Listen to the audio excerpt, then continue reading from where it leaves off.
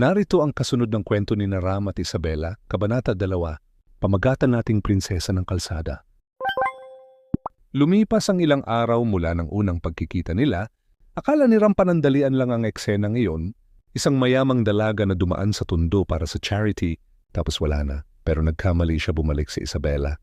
Isang hapon habang nagpapahinga si Ram sa harap ng terminal ng tricycle, napansin niya ang puting van na kilalang-kilala niya, dahan-dahan itong huminto sa tapat ng barangay.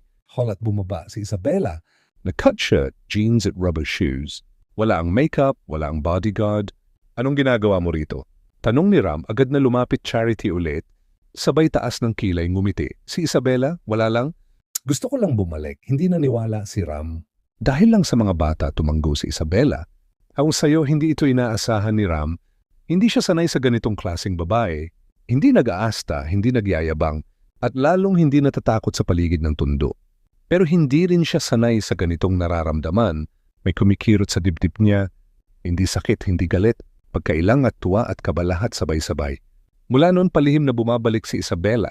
Minsan sa karinderya sa kanto, minsan sa ilalim ng footbridge, minsan sa isang abandonadong tindahan nagkukwentuhan. Sila tinuturo ni Ram kung paano umiwas sa mga lasing.